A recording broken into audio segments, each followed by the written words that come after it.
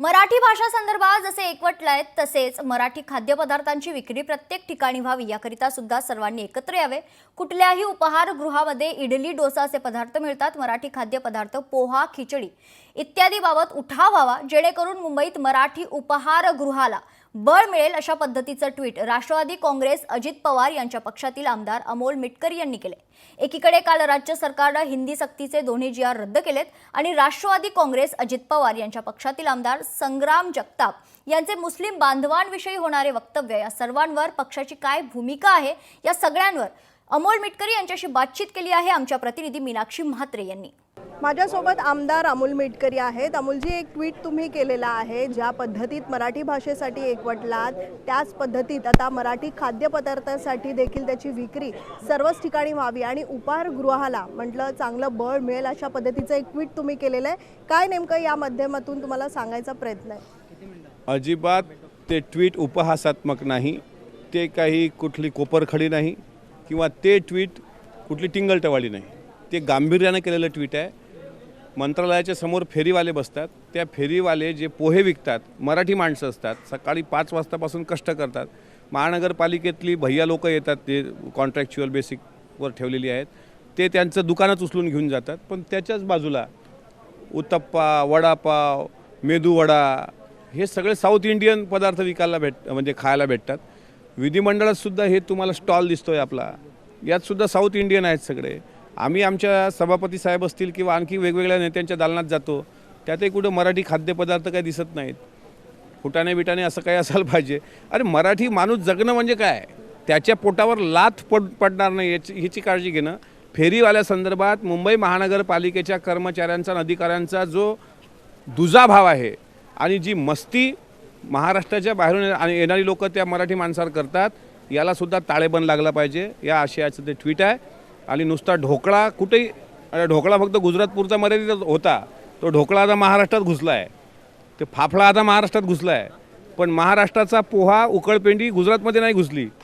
हे कोणाचं फेल्युअर म्हणायचं असं असतं की साधारणपणे मला वाटतं की बिकानेर स्वीट मार्ट आहे, गुजराती स्वीट मार्ट आहे, तसं महाराष्ट्राच्या खाद्यपदार्थाची मॉल दुकानं समृद्धी महामार्गावर हे उघडं करा ना। शेतकऱ्याचं अन्न, चटणी भाकर पिठलं चुलीवरच्या भाकरी लोक खातात की आज मोठी मोठी लोक, श्रीमंत लोक खातात। हे शेवया बरं, मी नाही ही खंत व्यक्त केली, मधुकर भावेंनी ही खंत व्यक्त केलेली आहे। त्याच्यामुळे मराठी खाद्यपदार्थाची विक्री, मराठी खाद्यपदार्थाचे स्टॉल आणि फेरीवाले मराठी या लोकांना बळ दिलं पाहिजे। नाहीतर हे उपरे जे आलेले आहेत, मी कधी ते म्हणजे प्रांतवार किंवा भौगोलिक असा भेद करत नाही, पण ज्या पद्धतीनं मी स्वतः काही दिवसांपूर्वी एका मराठी माणसाचा अपमान होताना पाहिला, त्यावेळेस मी स्वतः ट्विट केलं होतं, अशा लोकांची मस्ती जिरवण्याकरता मराठी माणसाला बळ दिलं गेलं पाहिजे। आणि त्याकरता महाराष्ट्र सरकारने महानगरपालिकेला जरा कडक धोरण आखून जो फेरीवाला लायसन काढून हे करेल तिथं त्याला लायसन द्यावं आणि त्याच्या स्टॉलवर ही खाद्यपदार्थाची विक्री व्हावी। तुमचं सरकार आहे, मग हे सरकारचं अपयश म्हणावं लागेल का? कारण गुजरातचे जे पदार्थ आहेत किंवा मग इतर राज्यातले जे पदार्थ आहेत ते महाराष्ट्रामध्ये अधिकचे विकले जातात, मग मराठी खाद्यपदार्थ जे आहेत महाराष्ट्रामध्येच कमी विकली जातात, त्यामुळे कुठेतरी सरकारचंच हे फेलियर आहे का असं म्हणावं लागेल? हे खाद्यपदार्थ काही आजचेच विकले जात नाही आहेत, हे अनेक वर्षापासून असे स्टॉल आहेत।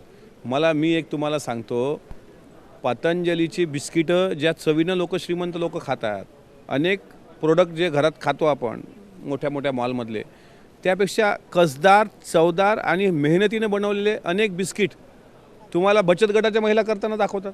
आता बचत गटाच्या महिलांना ज्यावेळेस त्या बचत गटातून ते निर्माण करतात खाद्यपदार्थ, त्यावेळेस त्यांना एखाद्या एक्झिबिशनमध्ये तेवढ्यापुरतं 3 दिवसाचे जे स्टॉल लागतात उमेदचे, त्याच्यानंतर त्यांना विक्रीला जागा कुठे आहे?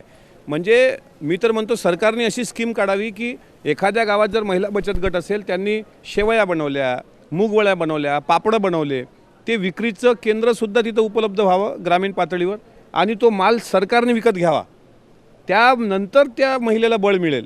लाडकी बहीण योजनेत 1500 रुपये जे आपण देतोय, त्यात वाटल्यास आणखी त्याला एक जोड द्या, म्हणजे उद्योग म्हणून, की महिला बचत गटाच्या महिलांनी निर्माण केलेला जो माल आहे, जो रामदेव बाबाच्या पतंजलीच्या बिस्किटलाही फेल करू शकतो, त्याला मार्केट भेटली पाहिजे एक्सपोर्ट करायला। ते जेव्हा होईल त्या दिवशी महाराष्ट्र जगेल, त्या दिवशी मराठी माणूस जगेल। त्यासाठी तुम्ही आता काय प्रयत्न करणार आहात? माझ्याकडे विधिमंडळाच्या कामकाजाच्या विविध आयुधात सहभागी होऊन सरकारला तसा निरोप देण्यापलीकडे कुठलंच आंदोलन मी करू शकत नाही.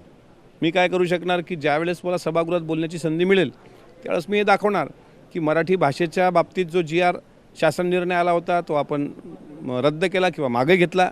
त्यामुळे मराठी माणसामध्ये सरकारबद्दल एक सहानुभूती आहे, ती काही गेलेली नाही आणि सरकारही काही बॅकफूटवर गेलं नाही, उलट सरकार फ्रंटफूटवर आहे. आता जे लोक फटाके फोडत आहेत, हमें पता है जन्नत की हकीकत लेकिन दिल के सुकून के लिए ख्याल अच्छा है असं गालिब म्हणतो, त्या पद्धतीचं ते आहे. माझं सांगण्याचं तात्पर्य असं आहे की मी सरकार म्हणून सरकारला ही मागणी करणं हे माझं नैतिक कर्तव्य आहे. कारण त्या बचत गटाच्या महिला ह्या मायबाप शेतकरी असतात, त्या शेतकऱ्याच्या मुली असतात, शेतकऱ्याचं कुटुंब चालवणाऱ्या असतात. त्यामुळे विविध आयुधं जी सभागृहात असतात त्या सभागृहाच्या आयुधातून मी स्वतः बचत गटाला आर्थिक सक्षम करण्याकरता एखादा निधीची तरतूद बजेटमध्ये कशी करता येईल याबाबत स्वतः उपमुख्यमंत्री अर्थमंत्री जे दादा आहेत आणि मुख्यमंत्र्यांना त्याबाबत विनंती करणार. निश्चितच या ठिकाणी उल्लेख जो केला तो म्हणजेच मराठी भाषेसंदर्भात म्हणजेच हिंदी सक्तीविरोधात ज्या पद्धतीत सरकारने हे दोन्ही GR आता रद्द केलेले आहेत. मात्र कुठेतरी विरोधक जे आहेत ते असं म्हणत आहेत दोन्ही ठाकरे एकत्रित येणार, त्यामुळे सरकार कुठेतरी घाबरलेलं आहे आणि अशा पद्धतीचा निर्णय सरकारला घ्यावा लागला. असं आहे मी पहिल्यांदाच गालिबच्या शेरमधून उत्तर दिलं की हमें पता है जन्नत की हकीकत, आम्हाला माहीत आहे ते हकीकत काय आहे, पण त्यांच्या मनाच्या समाधानाकरता ते चांगलं आहे. मग तुम्ही फटाके फोडा, गडे हो, आनंदोत्सव साजरा करा, पण सरकारने जो GR प्रत्येकाचा सन्मान ठेवून किंवा 5 तारखेला जो विराट मोर्चा निघणार म्हणून सरकार घाबरलं असं नाही. तो मोर्चाचा नेमका उद्देश काय होता, मराठी भाषेकरताच होता की मुंबई महानगरपालिकेच्या निवडणुका डोळ्यासमोर ठेवून होता, हे सुद्धा तपासलं पाहिजे. म्हणून सरकारने योग्य तो सन्मान सामान्य मराठी माणसांचा ठेवलेला आहे.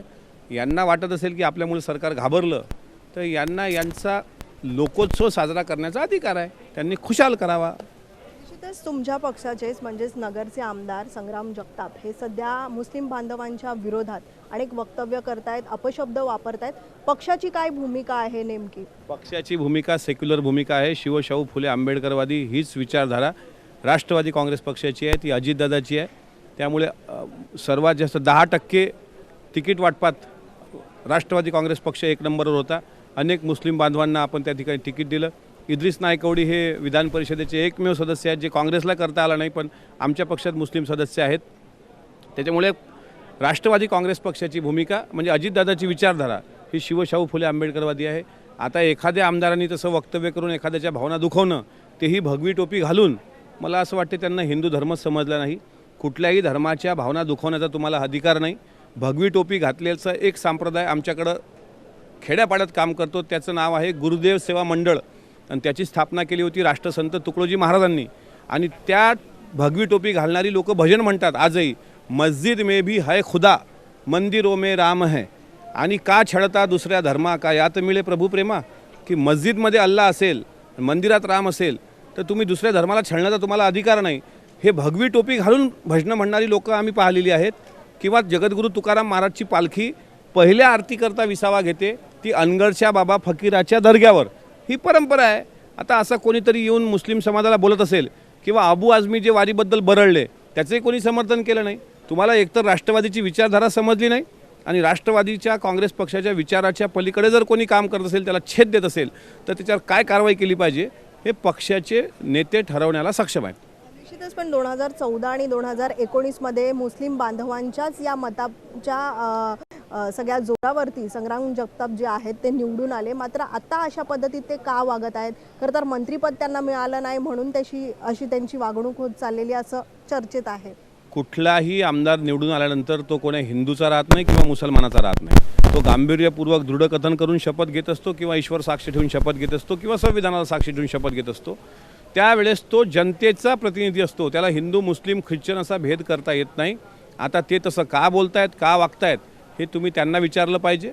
उद्या मंगळवारी देवगिरीची बैठक आहे, ते जर आले तर याबाबत विचारणा होणार. निश्चितच मागच्या बैठकीत देखील ते उपस्थित नव्हते, दादांनी बोलवलं तरी ते उपस्थित नव्हते. मात्र दादांचा आमदारांवरती कंट्रोल राहिलेला नाही आहे का असा प्रश्न या ठिकाणी उपस्थित होतोय. दादांचा पूर्ण कंट्रोल आहे, दादांचं लक्ष पण आहे. त्यांनी सांगितलं की ते वारी त्यांच्याकडे होती मतदारसंघात म्हणून ते अनुपस्थित होते, पण दादांनी स्पष्ट सांगितलं की त्यांनी मांडलेली भूमिका ही साफ चुकीची आहे, ते पक्षाला पूरक नाही, पक्षाच्या विचाराला छेद देणारी आहे, त्यामुळे त्याचं कोणीही समर्थन करत नाही. ते आता उद्याच्या बैठकीला येतील असं आम्हाला वाटतं. निश्चितच या ठिकाणी आपण पाहतोय की उद्या संग्राम जगताप हे मंगळवारची जी आमदारांची बैठक होते यावेळी ते उपस्थित राहतात का, आणि अजित पवारांनी ज्या पद्धतीत त्यांच्या ह्या सगळ्याच वक्तव्यानंतर आपली भूमिका मांडलेली आहे याला सामोरं जातात का, याकडेच आता सगळ्यांचं लक्ष लागलेलं आहे. व्हिडिओ जर्नलिस्ट विनोद नाईकसह मीनाक्षी म्हात्रे, लोकशाही मराठी, मुंबई. लोकशाही मराठी ऐका, पहा, जागरूक रहा.